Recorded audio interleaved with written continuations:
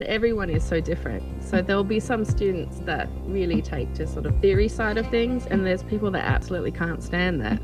So if they hate scales, I'm not going to assign scales. But I will sneakily, it's like hiding the vegetables, but then we'll play music that actually incorporates scales. Right. I was really lucky that I studied with Laurie Frank for a couple of years, and you always felt better when you left the lesson than when you walked in. I'm trying to do that too.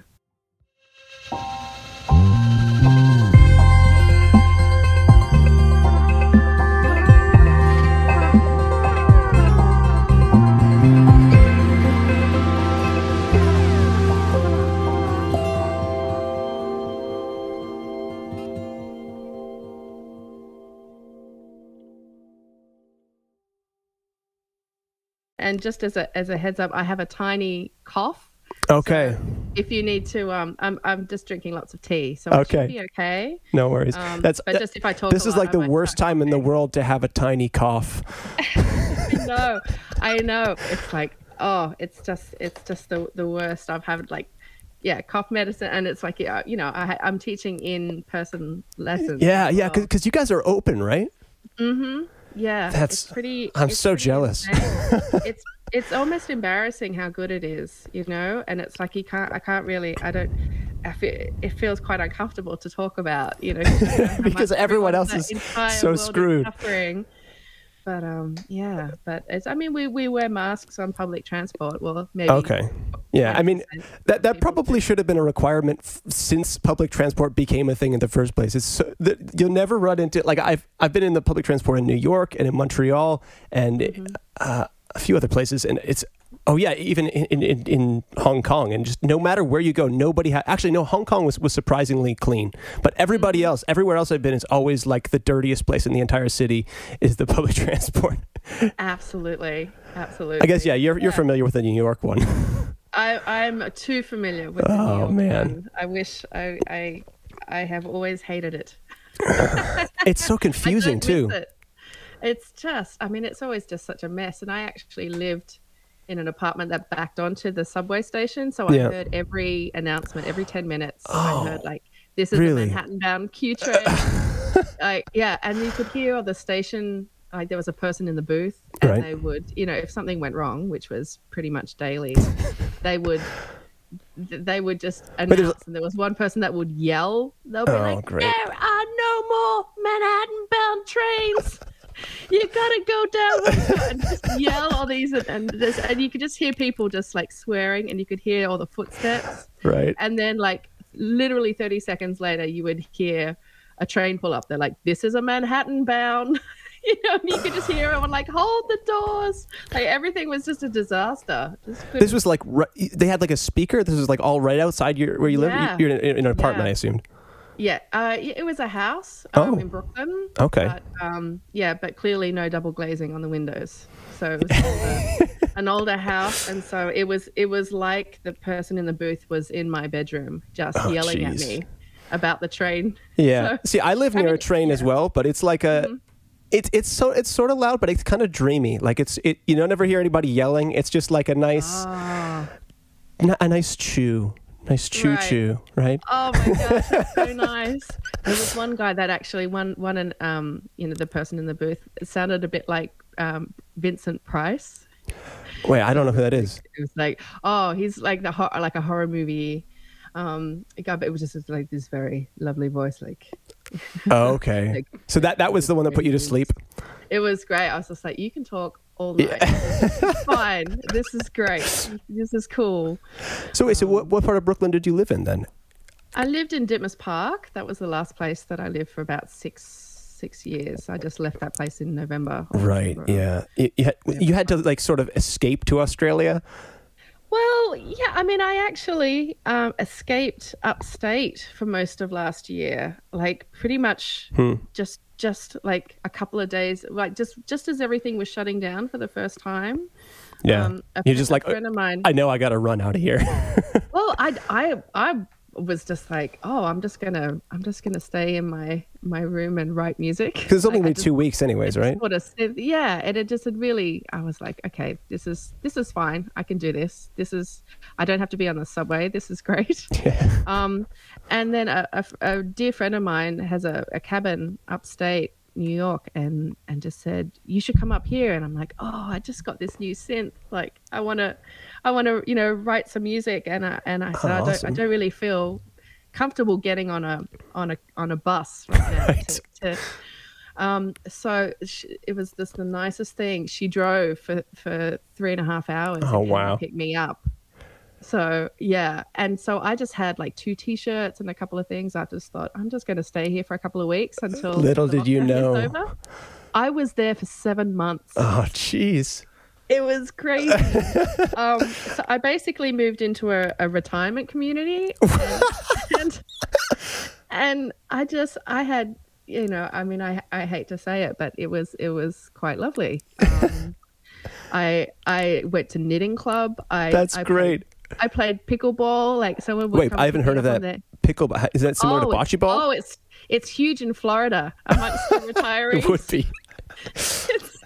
It's this game where you play it on half a tennis court, and you're playing it with these bats that are almost like ping pong bats. Okay. That sounds like have you played that? You know what I'm talking about? There's kind of like a half. It's usually in a gym, like a gymnasium, right? Pickleball. Pardon? It's called pickleball? I thought there was another name for it too, like. There's badminton. No, it's not badminton. But then there's pickleballs, like the there's so many badminton. It's not dodgeball. It's the opposite of dodgeball, but there's no running in pickleball, and I'm like, this could be my game. This could be. How do you create? How do you make a racket hitting game without involving the running? Like. You just let it go by you. You just don't worry about it. Like, I'm not getting that. No one is getting that. That's exactly my kind of tennis. I'm like, this is the sport for me. Yeah. I found it finally after all these years. So that's great. Yeah. So you improved your knitting game too? I did. I knitted a sweater. Made some friends. It was actually, and I also taught, like, I just ordered more gear. Like, every day there was like a new present, I like to call them. Yeah. Like deliveries. But yeah, I just organized a whole new setup. So I did a bunch of remote recording, and I just taught. I'm great. still teaching just online? remotely my students. Yeah. Right. Okay. Yeah. So I just taught everybody. Everybody was online. Wow. And so so I taught every day, and I'm still teaching every day. So that's really great that your students were. I mean, they had a lot to give up. A lot of my students. I mean, I that was my full-time gig before this happened. Now it's like basically a part-time gig because so many of my students were. I mean, a lot of them were pretty young. I teach a lot of really young kids, and the internet stuff did not land for them. Yeah. It's hard to do. I mean, I some of them, I teach from, I think my youngest is about 10, and my oldest was about 70. So, oh wow! But I teach piano as well, so there were some that I couldn't keep teaching just because the technology was an issue. But I was surprised at how many people kept going, and even through the summer. Usually, a lot of people take a break for the summer, but I mean, what else was there to do this year? Through. Right? Yeah. So everyone was just like, "Yeah, this is my sort of social hang." But it worked surprisingly well. I mean, I worked in the distance learning department at Manhattan School of Music for years. Okay. So you figured out some techniques to like communicate. Because I mean, a lot of, especially I find technique is so hard to like, you have to kind of notice things a little bit more indirectly. Mm-hmm. Because I mean, unless you can, again, depending on how good they are at using technology and how good their equipment is, it's like, it's so hard to like, there's so many like tiny little details there to try to correct, right? Mm-hmm. Absolutely. And I mean, the way that I like to teach is very much, it's like a problem solving sort of approach where I'm constantly monitoring for things that I think that could just be tweaked. So so you teach each person differently? Huh. Yeah. Yeah, I learned that from my teacher, Laurie Frank, who was this incredible pedagogue. And so, you know, I mean, like a lot of the exercises are the same, right? But the way that I approach them, or maybe, you know, put these exercises in an order, you know, will be different for each person, for sure. Right. You know, but it's also like it's like we say that playing a brass instrument is like 90% psychological. So it's also working out psychologically what's going on, you know. And so also, you know, it gets to a point, because I've been doing this for so long, is like it gets to the point that you almost feel like a mind reader. Like, okay, in this measure here, you started panicking about this bit here. Right. Just like, how are you in there? I'm like, well, this ain't my first rodeo, you know, and I have been a trumpet player for a long time, so I can clearly relate to what's going on. But I mean, I've only just at the beginning of COVID was when I started to think, well, just like everybody else, I had a little bit of extra time, so what am I going to do with it? And I mean, it sounds like you were producing some music, and I want to ask you about that in a minute, but I mean, a friend left his trumpet at my house, and the first thing I was like, okay, I love the project that you and Luke did together. That's been like putting me to sleep for literally years. Not in a bad way. I'm not the slightest bit offended. It's a compliment, and it's such a beautiful, gentle, like, I had never heard. Okay, I'm going to get stuck talking about this album if we. yeah, go for it. But I mean, I had never heard. I mean, other than a couple of other of the things that Luke has done, it was just like, well, I guess it was just I'd never heard trumpet played like that before. Well, trumpet's usually quite a bombastic sort of instrument. The first thing people tend to think when you say that you like trumpet or that you're trying to play trumpet is this like obnoxious braying. Right. Yeah, absolutely. And there's a lot of that for usually a long time until you can control that natural sort of instinct of the instrument. I found, though, just because, I mean, you said it's like such a psychological thing. It was like the picture that I had in my head of what trumpet is supposed to sound like was just the way you played it on that album. So before absolutely. I had, before I even figured out how to really give it and get like some loud, the more like, I don't know, energetic kind of trumpet playing, the only thing I could do was just these really kind of quiet, mostly just lower register stuff. And like the first songs I tried to learn how to play were some of those tunes. And that's so nice. They're so, I mean, again, you introduced me to this instrument that like, it is, just like you said, is so much more, I don't know, I'd never played an instrument that's controlled with your breath before, other than singing. And I mean, there is a lot of overlap there, but yeah, like just beginning to see how much expression can happen when, it's like, you don't even really know what you're doing. At least I don't know what I'm doing, but it just comes out because you build this sort of relationship with it. Yeah, you absolutely do. It's like, how would you say? It's almost like a language converter or something, like a babel fish or something, like it's sort of like you have these thoughts and you need to express them without words, and you have this sort of metal beast I was you actually have to wrangle in order to get the vibe across.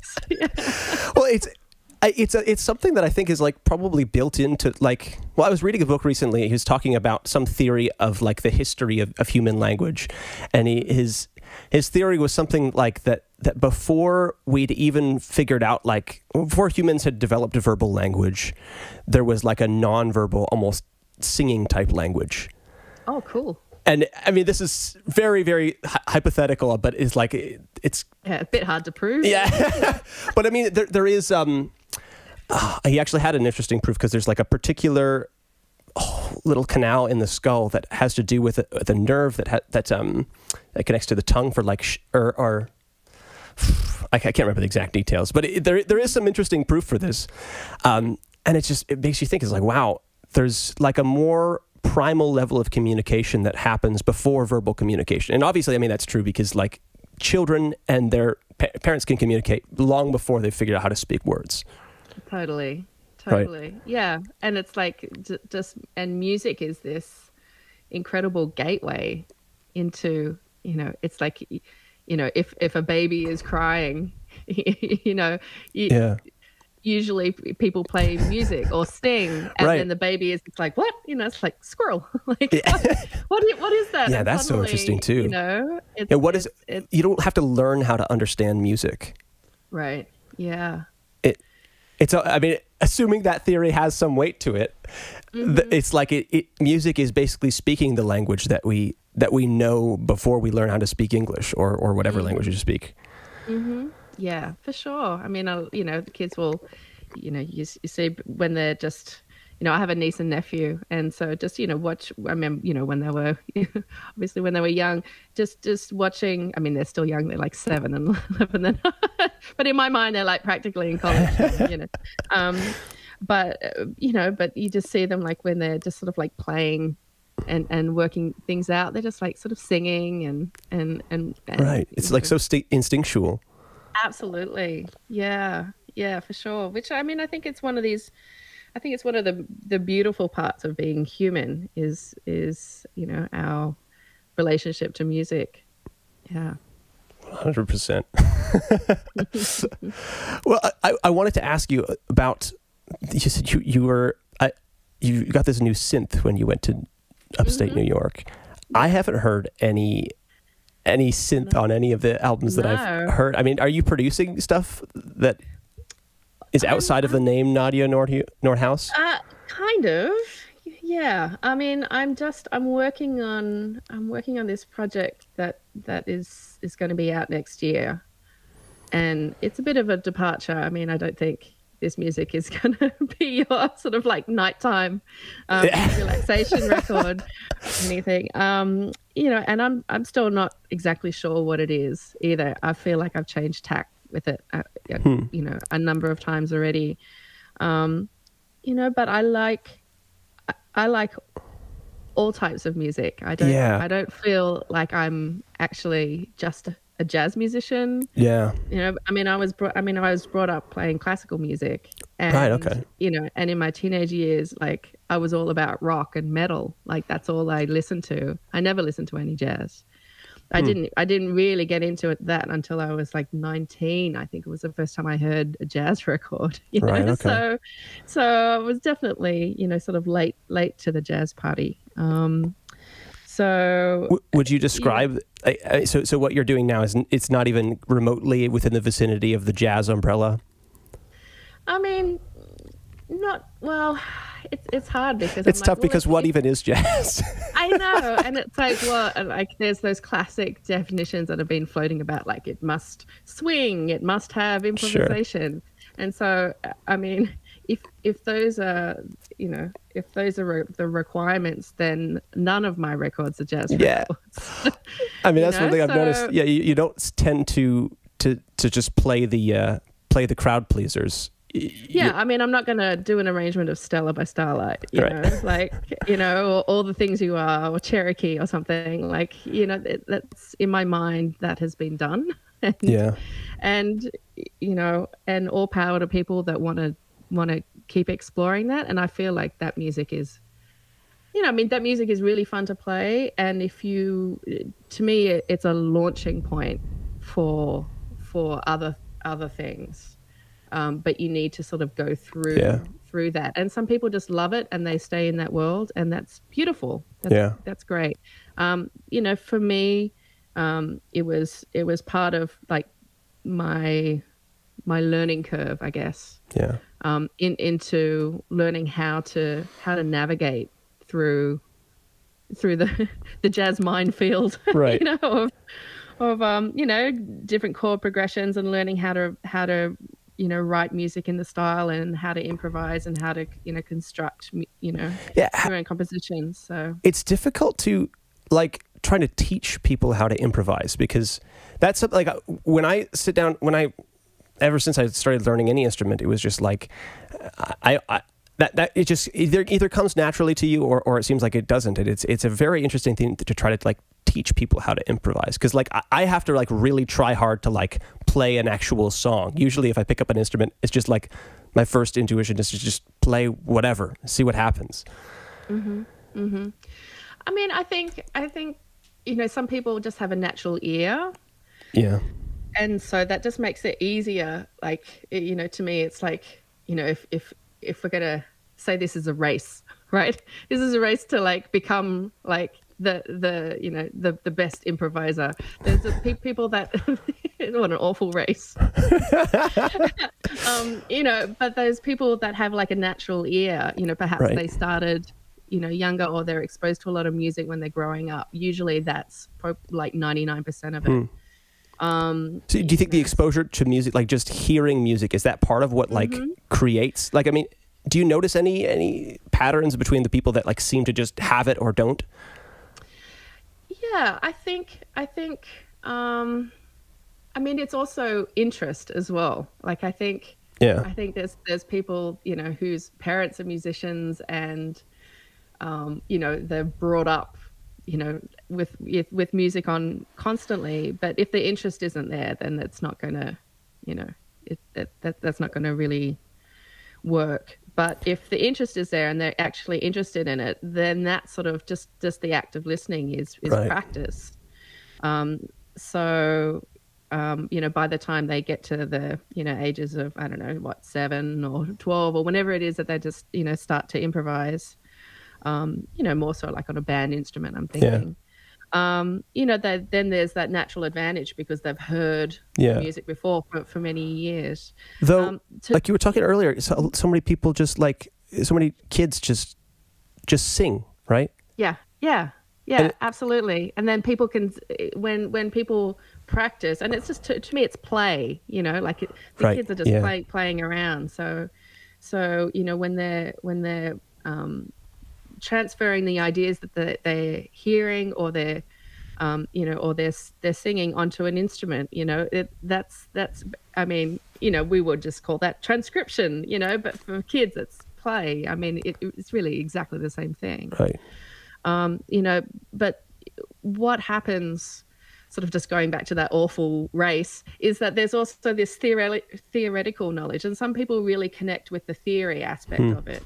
So until they get the theoretical knowledge, you know, then it's hard for them to sort of start, but they may sort of catch up. And to me, it's like a balance of the ear and theory. If you can sort of have both of them happening, then to me, that's like the ultimate combination, you know, because generally speaking, the ear will, you know, generally, obviously, you know, the ear will only take you so far. But if you're playing like super complex stuff, you know, knowing the theory behind it, or knowing, you know, working out how to navigate through it, or, you know, just understanding the form and chord tones and all that kind of stuff. Because I think that trains your ear too. Like once you've learned to play, you know, some strange, obscure scale that you wouldn't have learned otherwise, then when you hear it, it's like you've drilled it enough into your brain that now you have this kind of little grain in your brain where something matches up with it. It just fits it. You're like, oh, that's this scale. That's the meta mixolydian scale or something.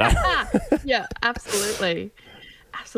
You know, and to me, a lot of the jazz training in schools is, if you think about, you know, it's almost like overtraining. Like it can be so sort of complex to the music that, you know, maybe the majority of people will actually end up, you know, either playing or writing, like whether or not, you know, they go into, you know, writing music for jingles or playing in rock bands or pop bands and stuff. It's like, you're not going to need like the mega mixolydian scale in your rock band. Because you wrote some jingles for a little while, right? I played on a lot of jingles. Okay. So maybe I misunderstood I would that. Improvise. Yeah, but there was a time, maybe 10 years ago or so, something like that, where I would say a third of my income was from jingles. Okay. So but that was playing on tunes that my friends had written, and so I would go in there as a session player. So either playing what they were writing, or they'll be like, you know, improvise, you know, with this sort of vibe, you know. Okay, so there was still some room for improvisation, because I mean. Jingle music, or just like jingle music kind of fits within that general category of just like popular music, or you're really trying to sell it. So it's not, I for a couple of years that was like that was kind of what was getting me actually through college. I was just writing a bunch of jingle music. That's awesome. And it was great to actually have work, but like there was very few opportunities to be as creative as I wanted to. And I imagine you probably, I mean, considering how much you like to, it seems like you like to kind of push the boundaries and just kind of explore the edges of what's possible in music. Yeah, I mean, the people that I know that write jingles are incredible musicians, and the fact that they can just sort of like come up with anything that's asked of them, you know, and more, you know, it's like usually they're given like these, you know, like we want it more purple or whatever, and they actually be like, actually, you want this, you know. So they you know they have to do some mind reading as well, but yeah, I mean, obviously there's a lot of constraints because you are writing something that someone else wants you to write. And so a lot of them just have creative projects on the side that can also be like super successful. It's not like, you know, like it's just like a little pet project or whatever, like, you know, just like, you know, so that seems to be like one of the fundamental features of like, maybe this has been a consistent thing throughout history for artists, but like, it seems like right now, especially anybody who I know who's trying to be a musician, there's like, they figured out some way to monetize music that's like more or less within what they want to be doing. And then they have like a side project that's probably costing them more money than it's making them. But it's like, that's what they consider. Okay, I'm talking about a random musician, but really I'm talking about myself. Like my main project doesn't make me any money, but I still think of it as my main project. Sure. Well, that's great. You know, I don't see a problem with that at all. You know, it's just like, yeah, I mean, you know, for me, it's like, it's always a combination of writing and playing and teaching. So depending on, you know, sort of world circumstances, you know, it will just be a wave of one more than the other for a particular year, you know. And, you know, I mean, I have been teaching more and more, you know, over the last, I would say 7-8 years, but I mean, I've been teaching since I was a kid. So that's always something that I have done. And it's something you actually enjoy? I do. I do. Like, to me, it's always, I feel like in most lessons, it's usually, you know, just if the lessons are about an hour, usually around the 50-minute mark, there's some sort of like little mini breakthrough, or sometimes it's huge. But to me, like, I'm always like looking for this little, you know, sort of key to unlock something. Yeah, you see that it lays itself out as a puzzle, and it's like, okay, if I play my cards right, I can actually accomplish something here. Totally. So, yeah, that's the way that I like to approach lessons. You know, I mean, I think for years, you know, especially when I was like a teenager or something, you know, it's just be like, okay, you know, okay, play this scale, play that, you know, very, very dry. You know, and that's not particularly interesting for the student or the teacher. But now, if you're, I like that sort of, that puzzle. I'm a puzzle person, so it fits. I mean, I feel like that's the skill set that like is almost just necessary. It should be part of sort of the description of the occupation of a teacher, but like for some reason, like I don't think anybody really likes the hyper technical model of learning. Maybe I'm just reading too much of my own preference into things, but like I know, like you would think that maybe if we could understand, I'm trying to figure out how to say this, but like school shouldn't be something that you dread going to, but like that seems to be such a common, like, totally. So many kids don't, I mean, especially right now, but I mean, even just like going and being in a classroom, it's like teaching a group of people is always, I mean, there's probably some upsides to it, but like having that one-on-one connection with a teacher is so important, I think. I agree. And especially if the teacher can really teach like the individual student. And I think that's, you know, and often teaching music I find is it's never really just about music. Right. You know? If everyone thinks of their music lessons, it's always like life lessons. Right. As well, more so than you have to be really creative though to see those connections though. I mean, it to me, it's like whenever, I don't know, like whenever people, I mean, usually people have good well, now that's too general, because I'm just like, most people have good memories of it, but I'm like, that's true. Some people, you know, have awful memories of their music lessons where they're made to play things that they don't want to. I mean, I've certainly experienced that too. So. Did you like learning piano? I did when I was really, really young. I was like one of these sort of freaky kids that started playing super young, and by year I would play like TV themes. And did your teacher did he or she work off of that? Not well. I had a really incredible teacher. She was unbelievable. And so I learnt with her from the age of 3 Wow. up until the age of 7, and unfortunately she passed away in a car accident. So I only had her for 4 years, but she was like a second mom, you know. And so, you know, I would, you know, we would have the lesson, and then I'd, you know, go play hide and seek for like 3 hours, you know, and then go make peanut butter cookies. Like, it was just sort of like I was just part of the furniture, you know, making myself at home. But she was really incredible and really encouraging. And apparently, I mean, I don't remember this at all because I was so young, but I would just practice all day, like, you know. Do you think that had to do with your connection with her, or did you just I think it was both. I think she fostered my love of it.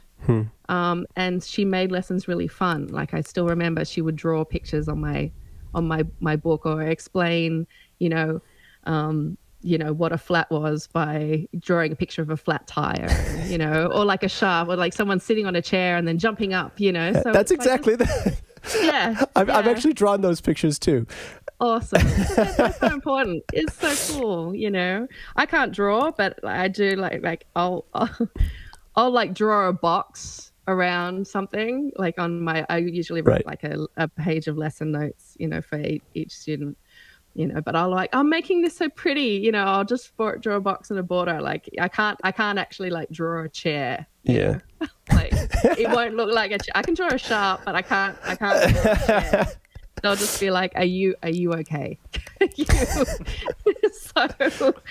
So, you know, I have my limits. But yeah, she was just a really, really amazing teacher. And so it was, what made it so difficult was I had a string of piano teachers after that didn't sort of couldn't possibly measure up to her.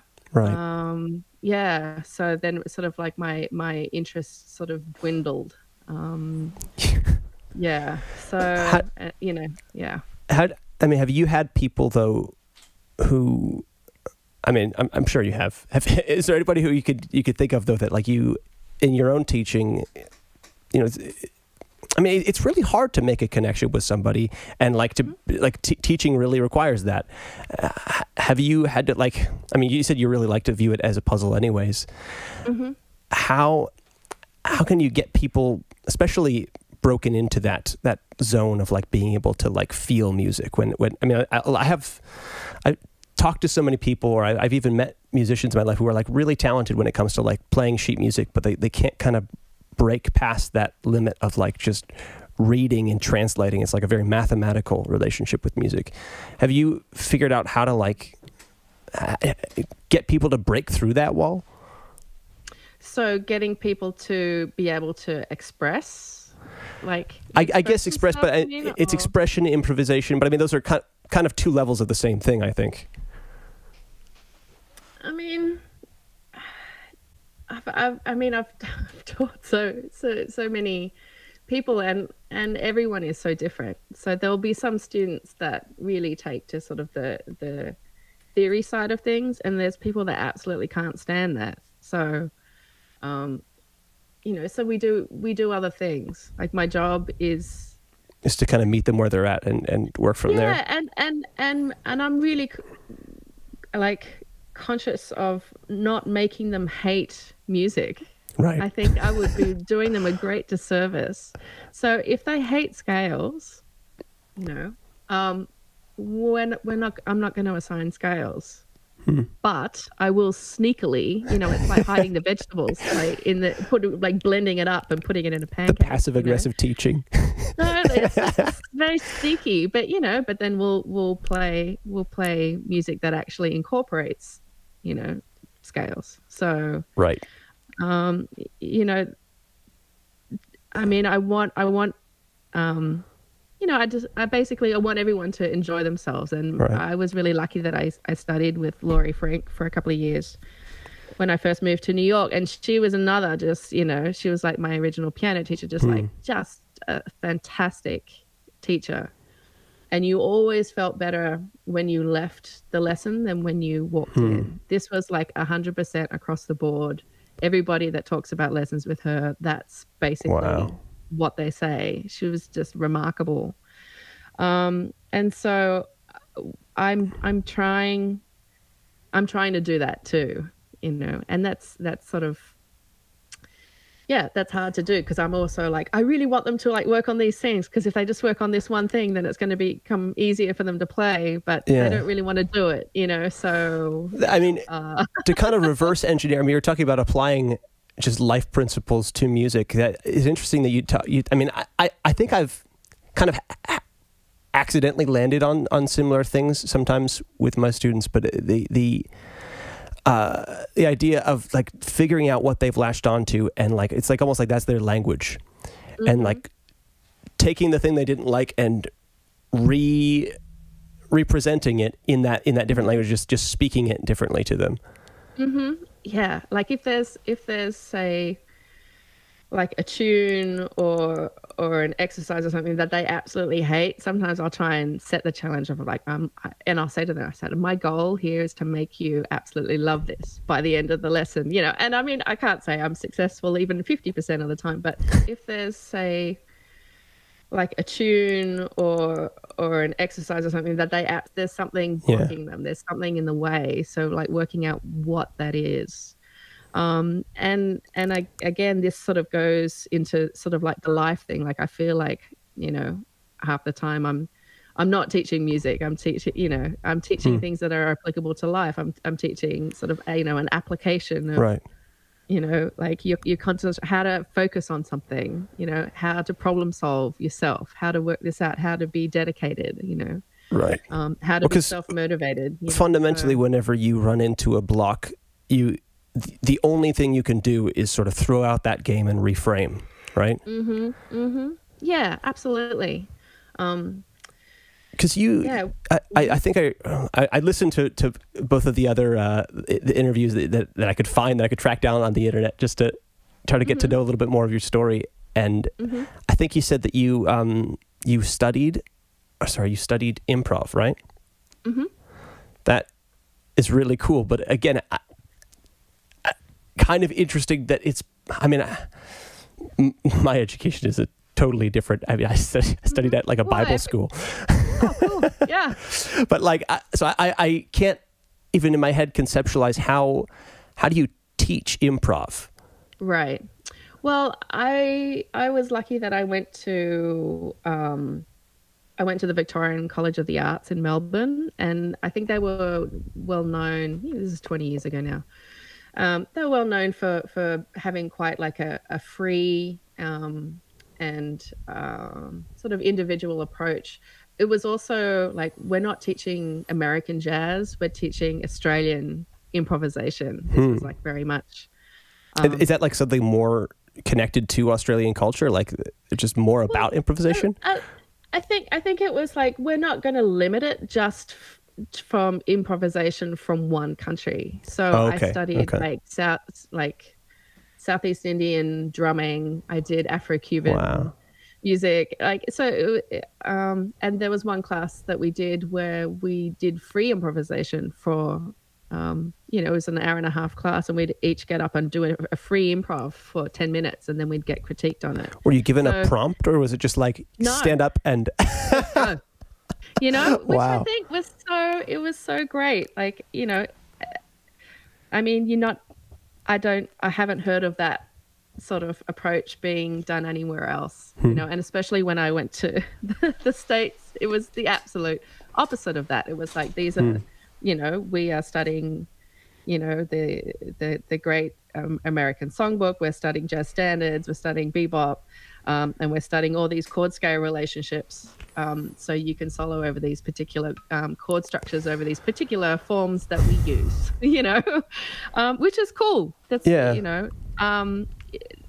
it's a particular thing. There's also more, and again, to me, that's sort of, for me personally, it's like, like a slight overtraining, which is a really sort of brilliant method, really. So then when you just got to play something a little more simply, then it feels easier, so the same sort of thing. Like, if you're trying to play something in a certain range, if you play higher or lower for a while, then when you go back to that sort of like mid, the mid range, it's going to feel easier to play. So it's that sort of like overtraining part that is actually a really great teaching technique. So I'm not sort of like trying to be down on the US for their way of teaching their music, not at all. But just that in Australia, we don't have such a connection to the history of the music, like. Right. Oh, yeah, interesting. Because so it's a jazz kind of developed out of. Is it the history is like connected to like Louisiana or like in New Orleans, so right. It and then it spread, taking the railroads to Kansas City and Chicago and all these hubs, New York, of course. So it's a pretty fascinating story about how it all began. But it's like there's more of an attachment then, because there's this historic, you have this like almost nationalism where it's like, we have to do it this way because we have to honor the ancestors. Yeah, absolutely. Which I think is totally cool and valid, and that's all awesome.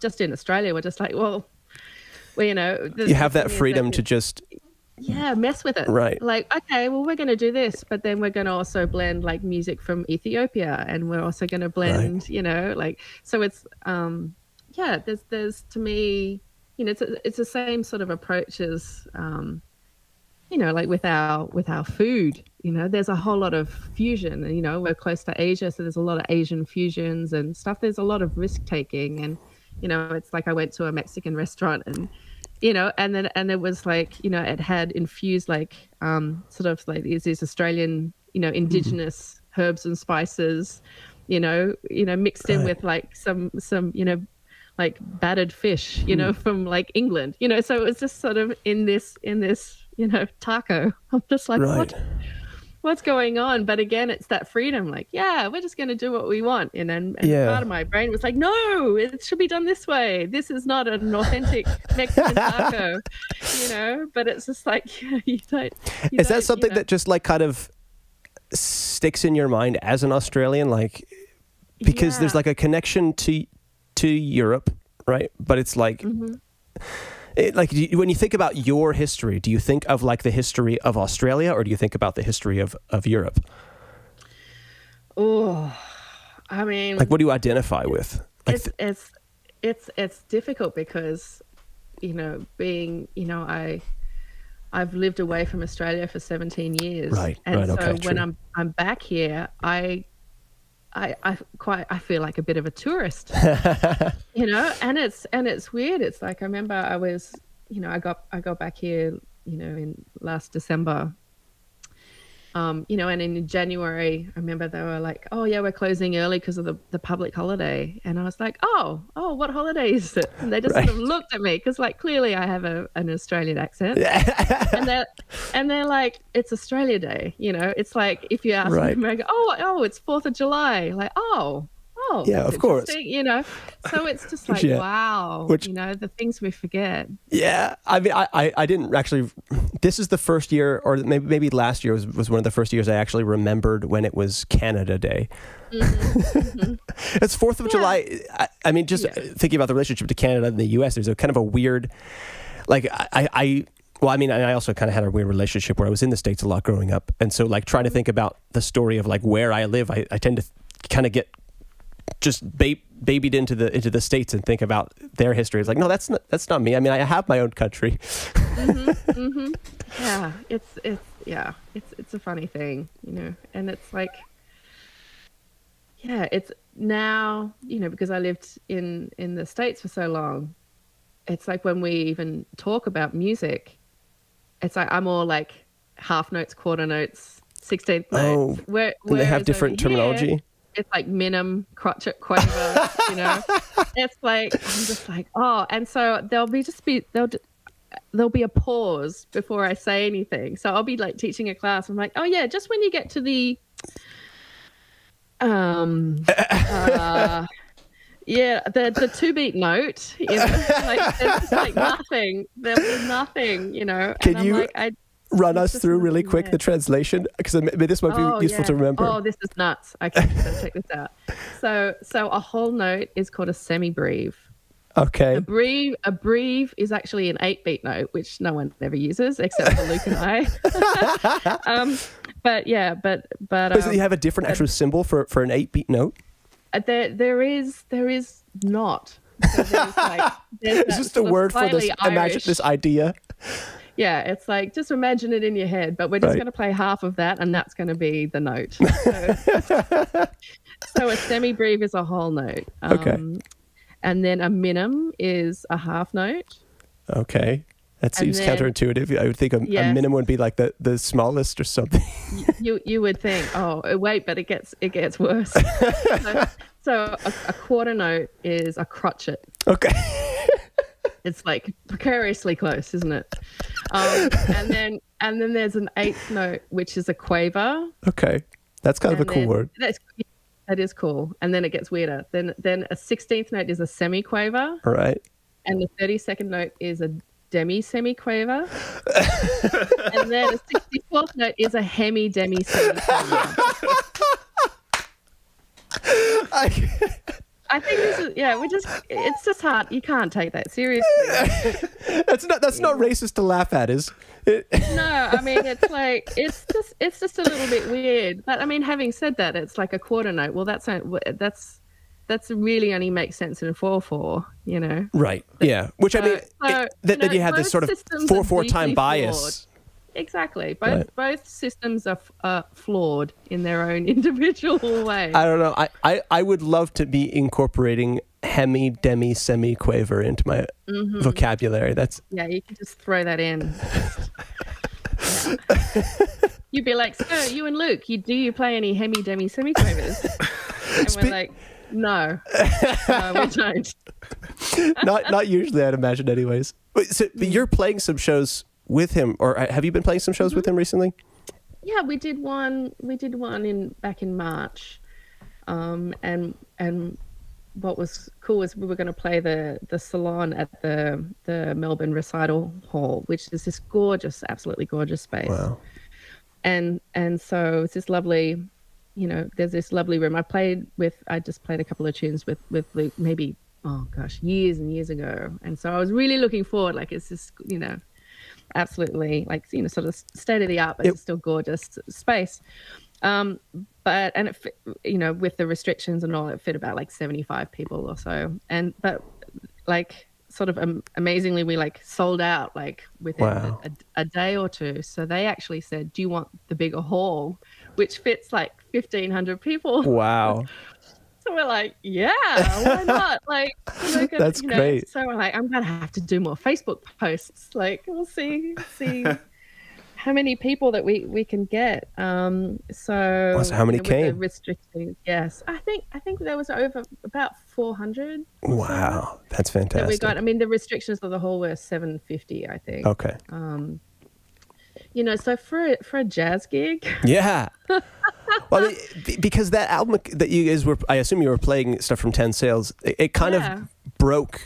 I mean, it did really, I mean, what it seems like you like to do, it broke jazz. It's it's always difficult when you make an album like that, trying to put it on iTunes and choose which category it's supposed to go on.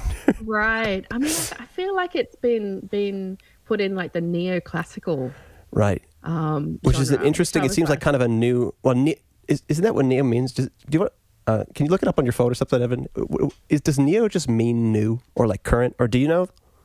I don't know. To me, it's a fancy word for new. Yeah. Yeah.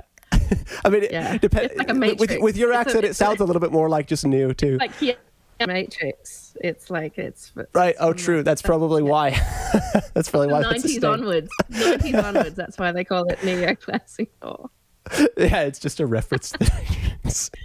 But like that seems to be a genre, though. That's just like, again, it's called neoclassical. But what's, neoclassical tends to be, at least most of the stuff I find, either on just kind of browsing or seeing playlists and stuff like that, it tends to be this really mellow, relaxing kind of.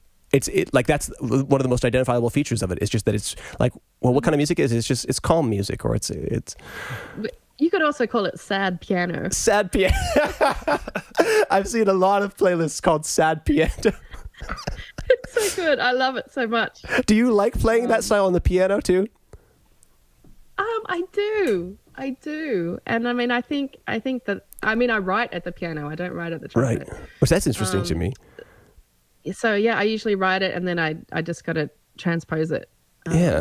Yeah, first my trumpet, or put it in a key that makes it. So does writing feel like a fundamentally different thing to you than improvisation? No, writing is just improvisation. I'm just notating it, and I'm also. Is it easier to notate from the piano for you, or? Yeah, to me, yeah. Well. I don't know whether it's just as my first instrument, but to me, I love the sound of the piano, and you can also play more than one note at once. Yeah. So I could come up with a melody on the trumpet, but I don't actually. I could just do that in my head. So, I don't need the trumpet for that. And I think that's just because of the privilege of the training that I've been able to have. I've got like super supportive parents, and and they sort of put me through. Like I had private lessons, right. All growing up, and was in band programs, and did all the things. So yeah, sorry, I don't need to write. I think I kind of sidetracked you from when you were. Sorry, I think there's a little bit of delay here too. But just jumping back a second ago, though, you were. I feel like this story had a climactic ending about playing this show at the Sydney Opera House, or at one of the. Oh. Sorry, jumping back a little bit, but. I'm just like, I don't know what happened. That was my fault. I kind of ran off a rabbit trail there. I don't know. I don't know what I was going to say about it, other than it was awesome. It was great to play with it, because we hadn't actually played. Right. We hadn't played a gig in Australia, like of that music. Like we recorded it 7 years ago, and this was sort of like, this is our CD launch. So, yeah. I don't know. I don't know what I was saying. I think you guys were just talking about like when you were playing music again, like you're saying, with him, and then that was the most recent time that you've done it. So. Oh, I see. Okay. So, sorry, can you try and open the window too? It's getting kind of hot in here. I would turn on the air conditioning, but it's kind of loud. Okay. Kind of do it the old-fashioned way.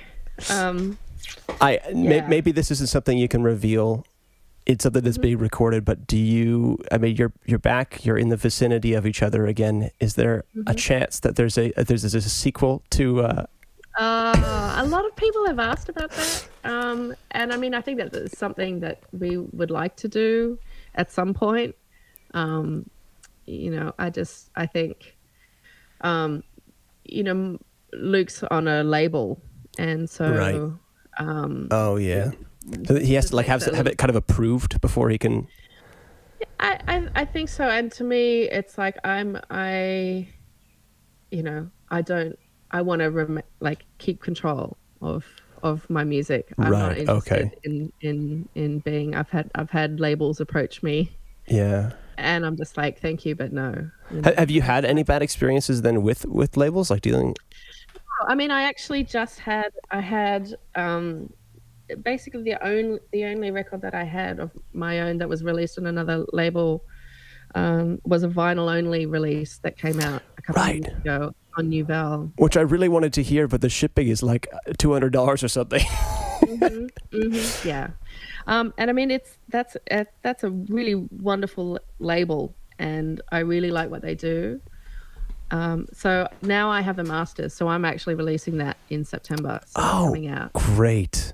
Yeah. So that's exciting. That's coming out on my label. So, you know, as much as it's been very lovely to have people saying, "Do you want to release it on my label?" I'm like, no, right. Thank you. Well, what kind of turns you off to that? Like, to me, it's about I would like to keep the copyright, and I want to keep whatever royalties come in. I would like that.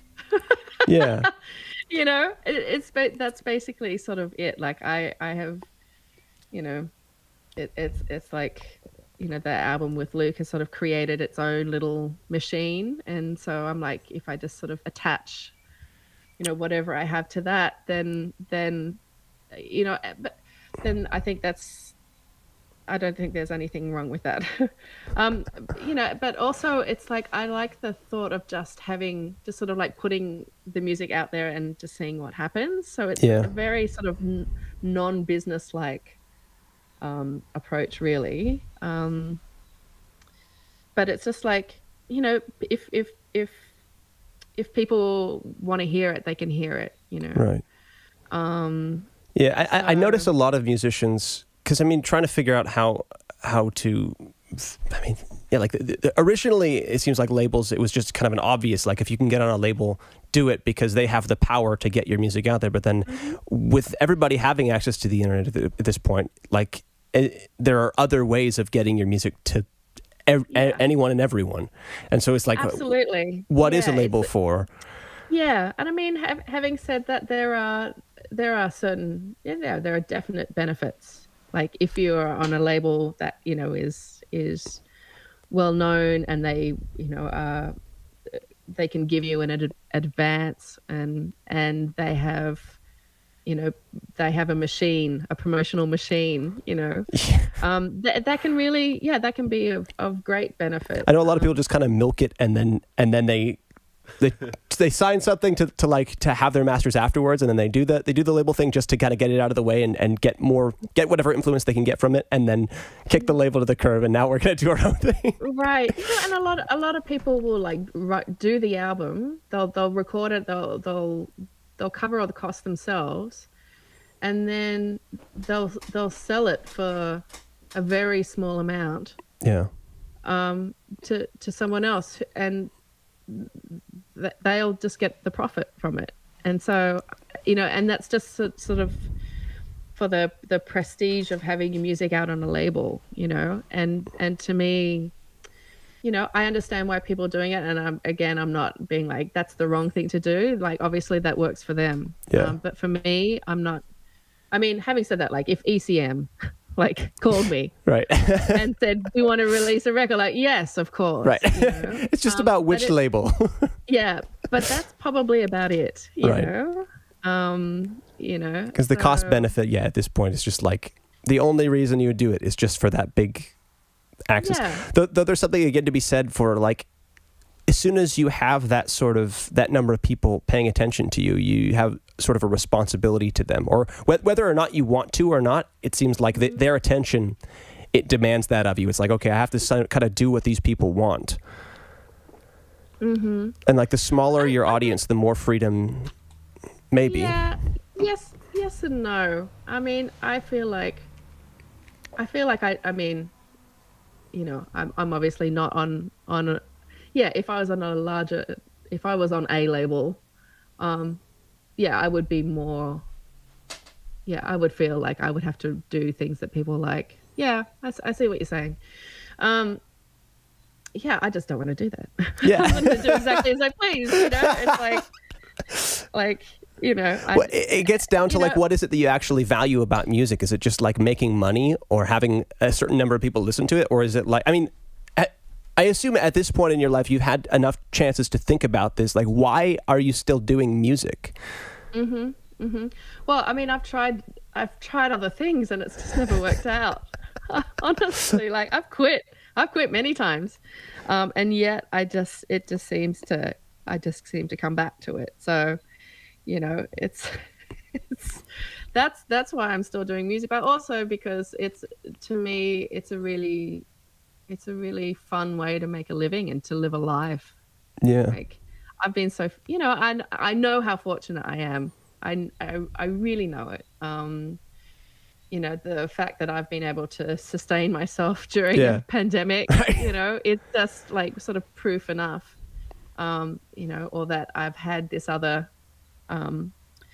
place to retreat to, you know, which is this, I call it the magical island of Australia. Right. It's like, you know, it's like at the moment it's a magical island. It's like I have this like running joke with my best friend, you know, I'm like, oh, maybe I'll do that. She goes, anything is possible on the magical island.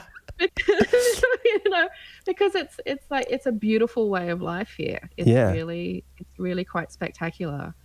You know, I'm taking the ferry, you know, to work, to teach, and you know, across Sydney Harbour, you know, and so it's just like you're taking the like across water. You're actually taking a boat to work.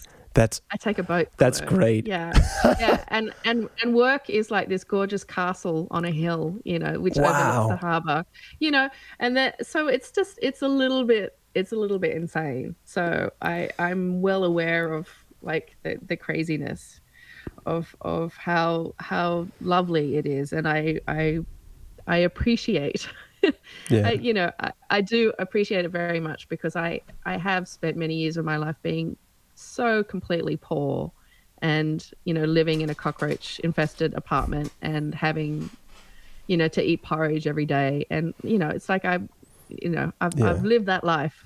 I've lived that life for you know, over a decade. To be and during those times, you were still like, music was with how you were paying your bills. Yeah, the bills that I just had to keep the overhead really low, because I really wasn't doing very well, you know. So it was like I've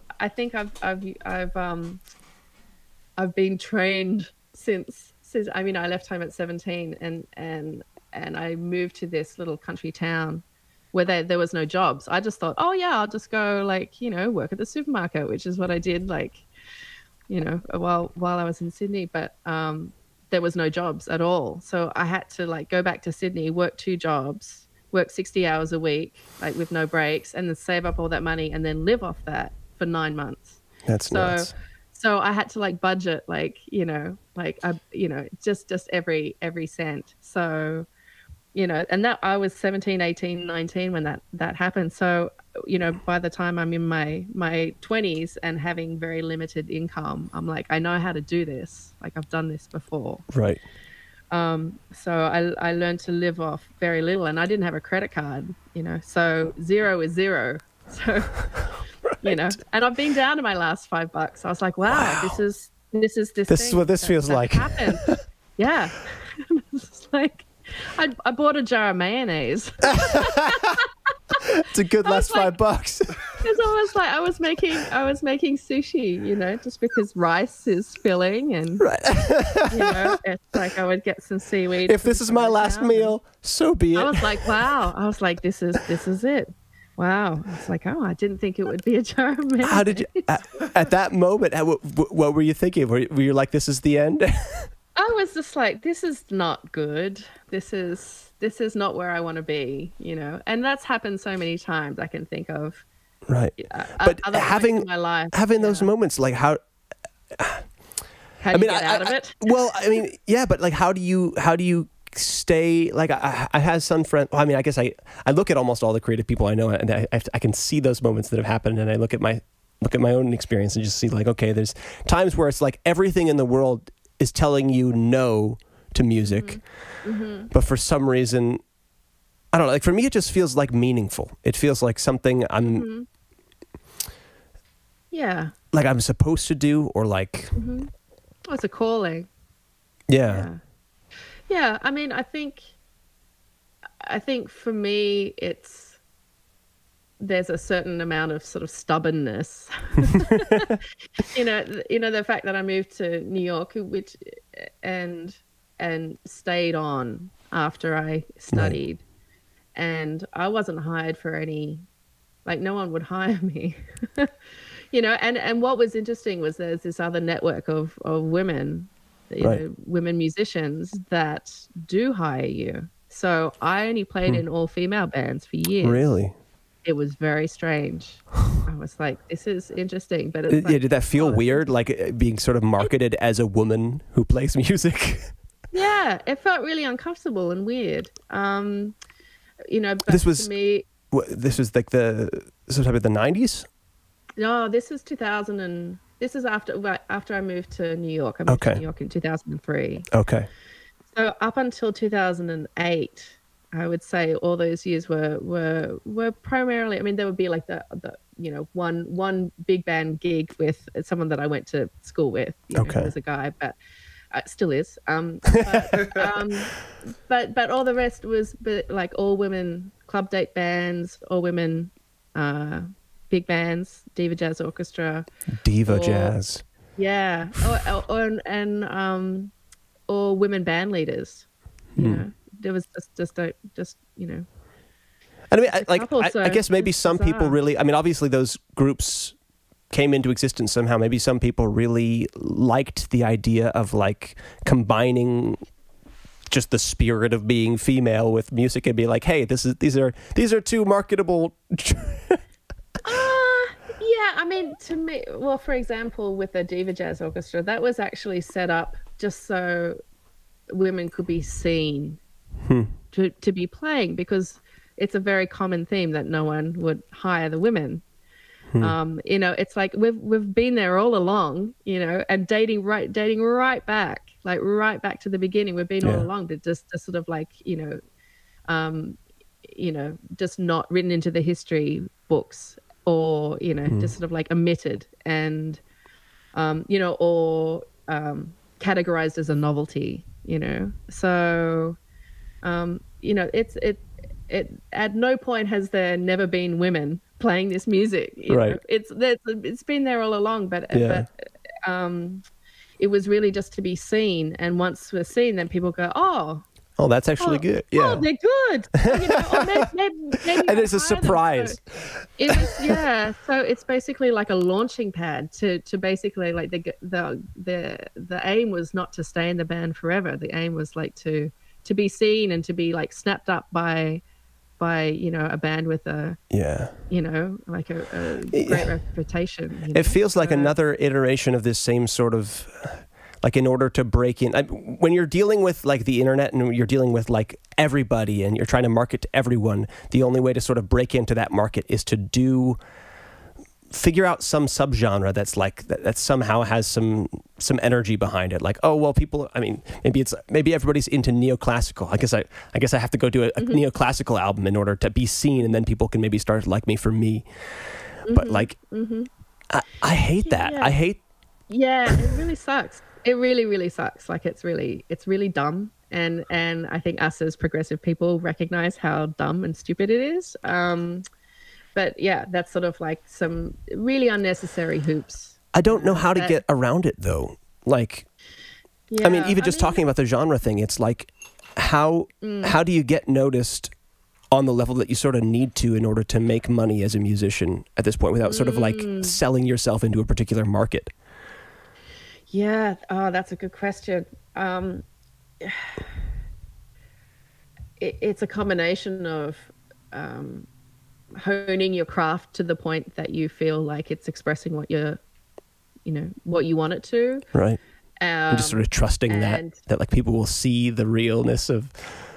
Yeah. Yeah. And also just, and a way to get the music out there. And obviously, you know, some people, you know, hit it big on MySpace, or you know, or get really good at Twitter or something. You know, like it doesn't really matter what the medium is, but a way of getting the music out there. Yeah, it seems like you always have to sort of anchor your, because it seems almost like there's something about genuine, honest art that like that isn't isn't easily sellable. It's something that you have to sit people in the seat and say, listen to this, because there's something about it's like, I don't know, like judging a book by its cover or something like that. It's not glamorous, at least from the outside. It's like you have to break through that shell and experience that event of you have to experience the piece of art before you realize its value. It's not something that you recognize as value just from sort of the cover art.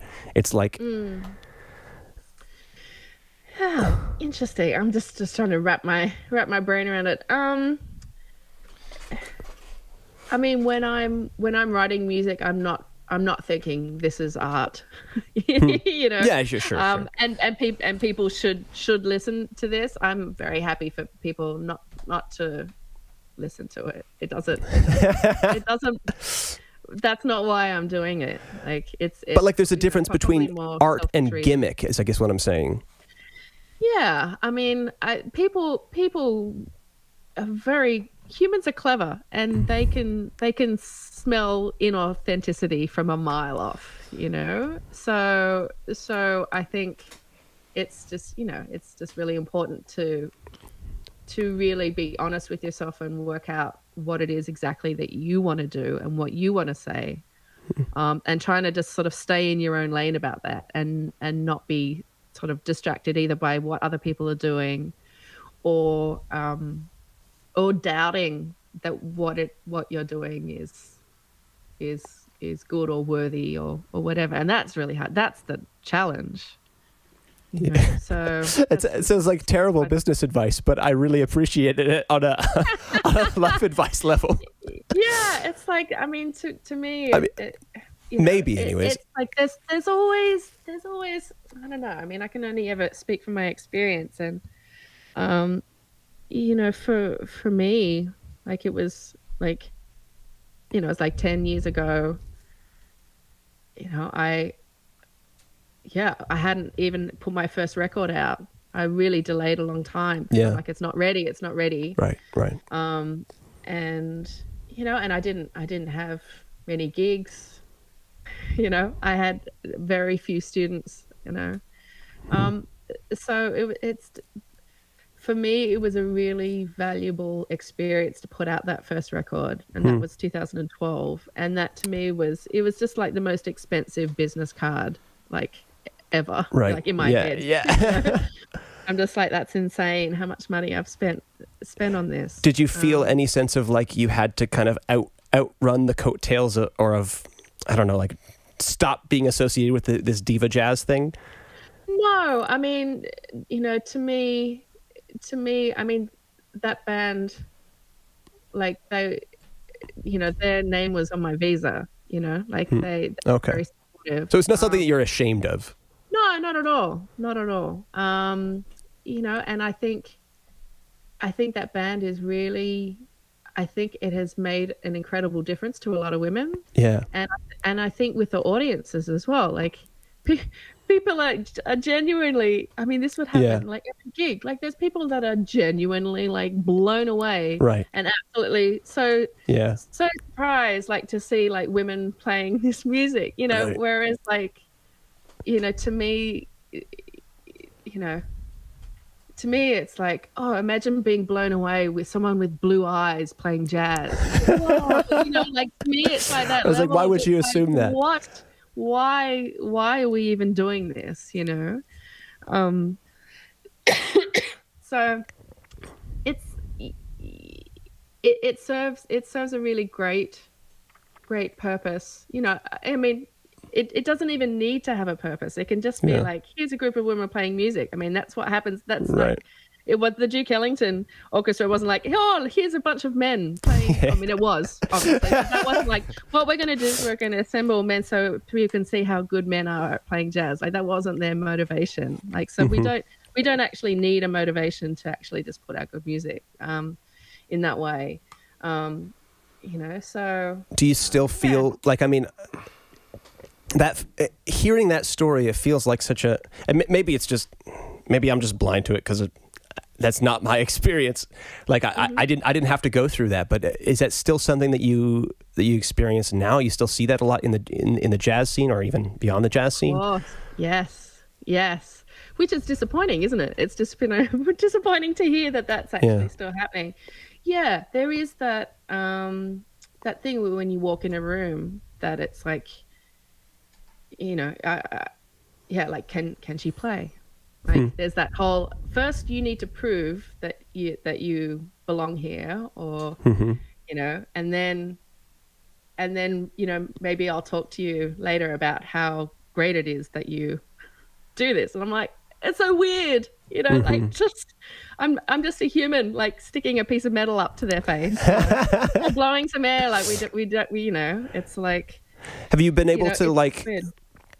Have you ever just kind of straight up asked somebody like, is it because I'm a woman? Or like, like, have you got to the, like, why? I guess I'm just wondering how, if you have any theories as to why people have that assumption, or why people get in that place. It hasn't been seen, it's like, it's like if you see, female dancers, and only female dancers, when you see a male dancer, people are like, oh, that's weird, Right. So it's just a matter of like, it hasn't been seen. And a lot of the problem is that, we haven't been seen just because we've been like held underwater, by, society, and it's awful glass ceilings and limitations and, the patriarchy and the whole gamut. So, we haven't been seen. And once we're seen and almost like allowed, like break through these absolutely ridiculous limitations, then we can just sort of get on with like more important things. Like it's like a stepping stone where you have to like initially, like I see somewhat the necessity of this step in culture, but again, it's so sort of annoying to me. Like when you have to like. It is. Market as a, I'm a gay musician, I'm a black musician. Is like it becomes part of the shtick, as opposed to just being like, this is about music and it's about something that I have to share with you through music. But like, I'm encouraged at the moment by like the shift, and I feel like there's been a shift even just in the last 5 years, and it's encouraging, and I'm teaching a younger generation of women, and non-binary musicians. So it's, and it's encouraging because they're awesome, and they're really, they're not going to stand back like I did, and just like, like they're not going to tolerate certain things. So did you feel like you had to sort of like?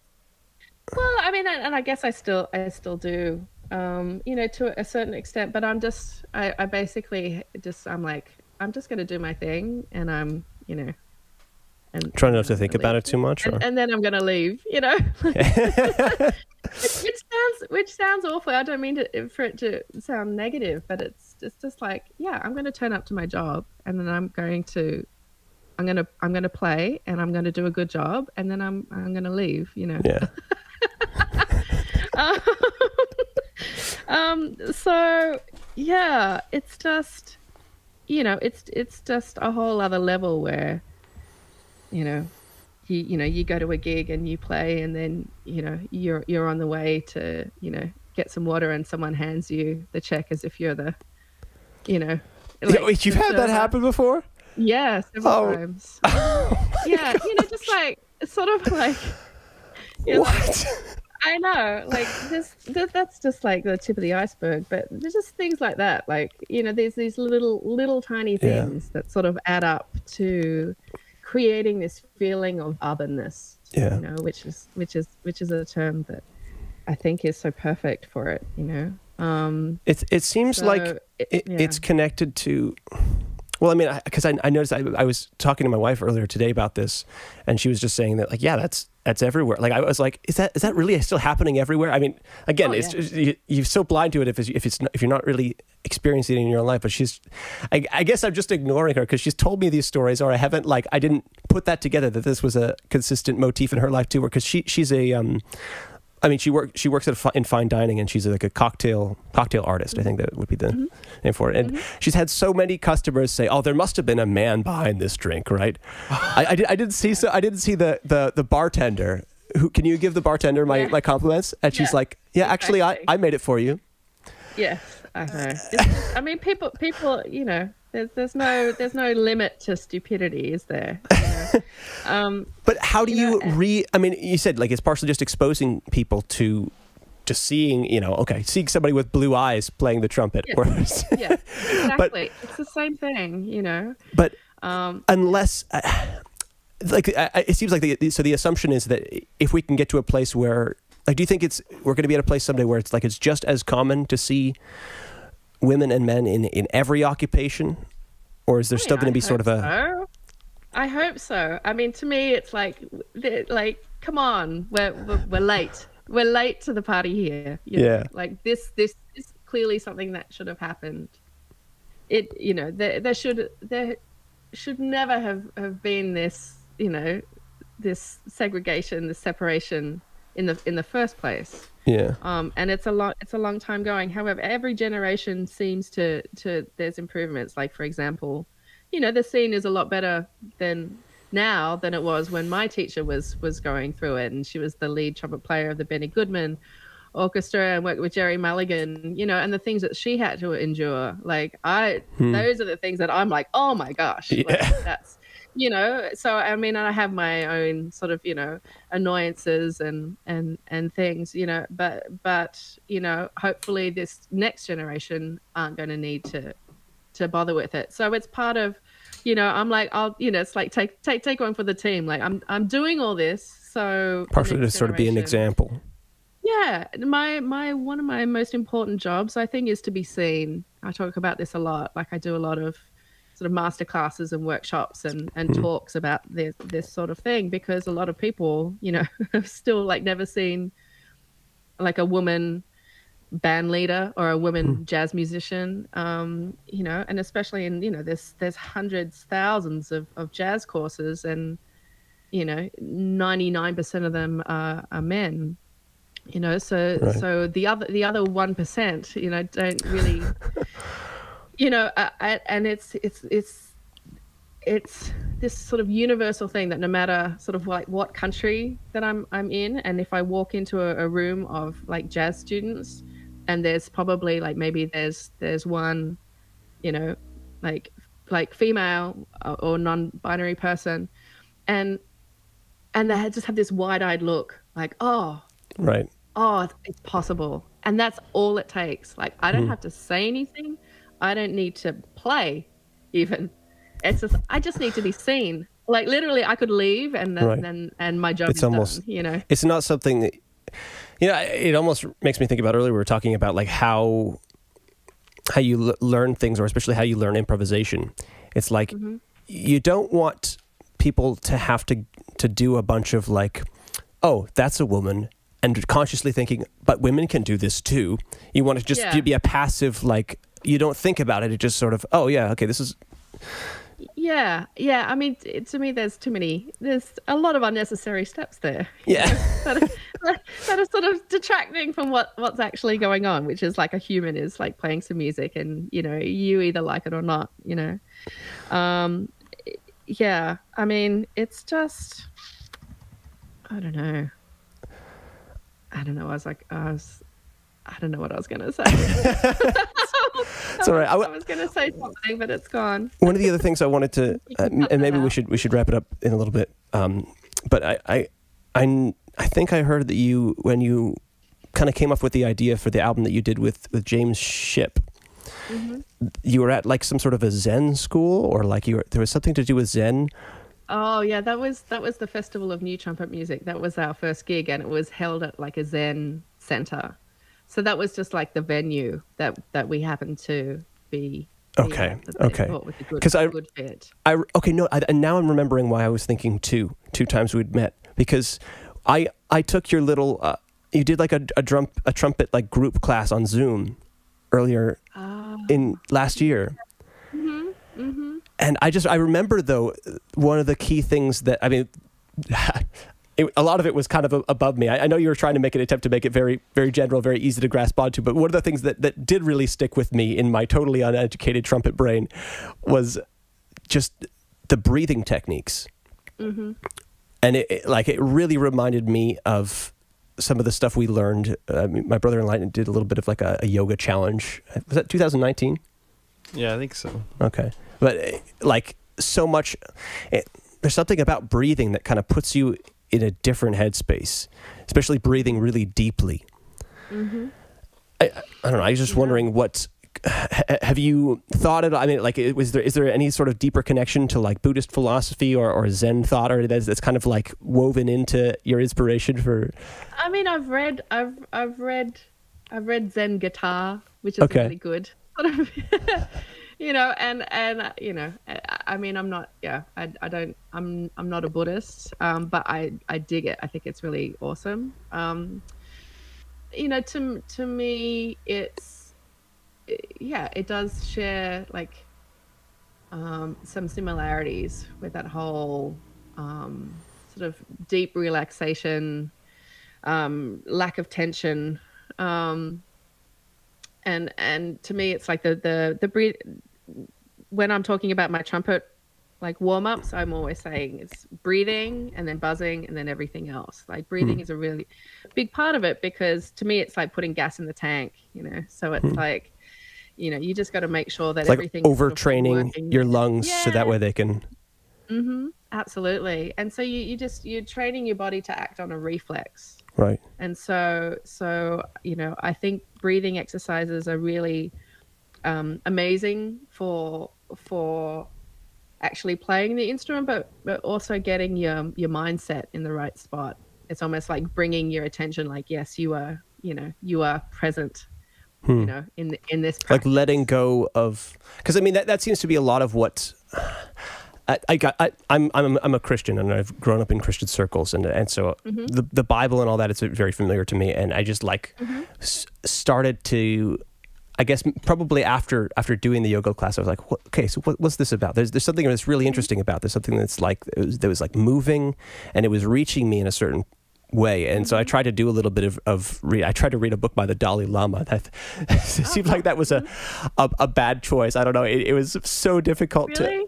I don't know. It was like I think he was talking to a group of people that had been primed for a totally different. I don't know, it's like it seemed like there was so much stuff that should be landing, but I just like couldn't get past the surface level of just like nothingness and impermanence. It was just like it felt like nihilism, or it just felt like just everything's pointless, and I couldn't. Right. I love that though. So what lands about that for you? Oh, well, to me, I just like, well, that, you know, I mean, maybe it's from like reading sort of existential books as a teen or something. But to me, I'm like, I love that to me, it's freeing, because it's like, well, then you can, you know, you can do whatever you want, you know, obviously within reasons, but you know, it's like not like hurting anyone, you know. You know, but to me, it's like just sort of like it brings you back to the present, like you're not sort of planning for sort of future events that may or may not happen, and you're not dwelling in the past because it's already happened and there's nothing that you can do. So I just, you know, and it also just takes the pressure off. Like you know, it takes you away from that, I've got to do this, otherwise this isn't going to happen, or this or this or this or this. It's just like, I'm just going to do my best, and I'm just going to do this thing. And if it, you know, I guess that's sort of my business philosophy, is like, just let go of the stipulations of like, what is the genre? What does the crowd want? Who cares? I just got to be in this moment. Whatever. Right. Yeah. And it's just like, it doesn't matter. I mean, like, for example, like I categorized my, you know, partly it's that sort of Australian, like everything is a joke sort of mentality. Okay. But I categorized my first album, like the CD Baby. Is my distributor, and they're like, you gotta put it in 3 genres. I was like, jazz, I guess, jazz, and I don't know. And I was like, oh, new age, yeah, you know. But what's funny is that I ended up like getting a call from someone who wanted like a new age trumpet player. You know, so it's sort of like, and And it ended up, I mean, this is crazy, but it ended up being Richie Blackmore from Deep Purple. It's like he's got this sort of like Renaissance folk rock band. Wow. And I ended up like in his basement, like sort of like singing backing vocals, neat. like, you know, so it's just sort of like, it doesn't matter what you categorize it at, because, you know, things are going to either happen or not happen. And there's like, you know, maybe some crazy things are going to, or fun things are going to sort of come from that. And so that's sort of my philosophy. Yeah. I just feel like I've been sort of like, you know, tossed about in the wind so much, you know, in my career. I mean, starting off as like wanting to be a rock producer and then ending up as like a trumpet player. Like that's, you know, it's just sort of like, look, things are just going to be what they are. You know, you can try and control it, but you know, there's sometimes you gotta stop protesting. And I think that way of saying it, though, that things are going to be what they are, does deflate the nihilism thing a little bit, because there's an assumption that there is something that things actually are. And it's like, if you bring too much of your own anxiety, too much of your own expectations or your own fears or your own biases to the table, then sometimes you can't enter into that. Yeah. And I think especially as, you know, as creative people, you know, we all of that stuff is like just the worst thing. Like, you know, that's what's going to give us the blocks, and the creative blocks and the mental blocks, and sort of self-perpetuate this feeling of like not being enough, you know. So it's like, it's, you know, finding ways of trying to let that go, whether it's like, deep breathing or just trying to put it in perspective. Like I remember reading once, and it really stuck with me. It's like, if you had like a problem that you think is a big deal, then you just think of outer space. Like you think of where you are, and then you sort of zoom out. So you've gone past the atmosphere, and then you go past the moon, and you go to the edge, like, and you look, and you're like, what's your problem again? Like what what are you worried about, you know? So to me, it's just like, you know, we're here for, you know, not to be all, you know, deep, but it's like, you know, we're here for such a short time, and I think this last year has really just accentuated that for a lot of us. And so it's like, you know, it doesn't matter if you put synths on your jazz record, you know, in 2021, you know, and it doesn't matter if it's not even a jazz record, because it, you know, it doesn't, like, none of that stuff matters, like, at all, you know. So it's just like, just write something that you like, because, you know, it will it will soon all be gone. Well, it's almost like liking it is a little bit of a clue that there might be something actually real there. Yeah, I just think if you try, and it's hard to do. I'm not saying it's easy by any stretch, but it's like, if you try and write things that you enjoy, or things that you like. To me, it's like that puzzle thing. Like you're hunting for clues, you know, and it's like you can't see, you know, you can only see what's like right in front of you, and so you're just trying to like pick from you know what you can see, and then that's going to lead you into a certain path. So I feel like my whole life is like that, but sort of musically too. Like when, you know, it's like I'm working on this thing at the moment, and I'm like, I have no idea what it's going to be. So you've been spending some time on the moon recently? I have. I've been spending a lot of time just hanging out with the man in the moon, just drinking some coffee. Well, I hope there's eventually a Nadje Noordhuis original called like Portal to the Moon or something like that. Deep space. Nothing really matters. It's like the sequel. It's the sequel to Metallica's Nothing Else Matters. Nothing really matters. Great. You know, I think that's a good place. I think that's a good little lesson to take home. Thanks so much for taking a couple hours to chat with me. This has been really so nice. Oh, it's been really fun. Thanks so much for having me. Absolutely. Well, that was interesting. If you enjoyed this conversation, feel free to share it with a friend.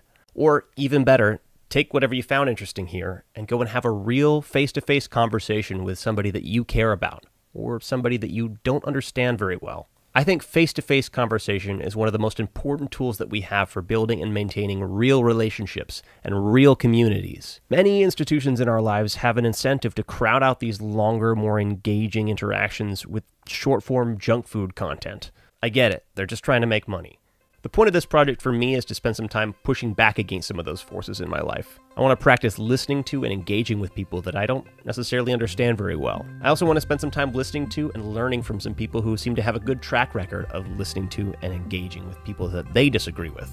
If you're interested in working on some of this stuff too, feel free to keep up with this project by subscribing and pressing the little bell thingy that lets YouTube know that you want to keep seeing these videos.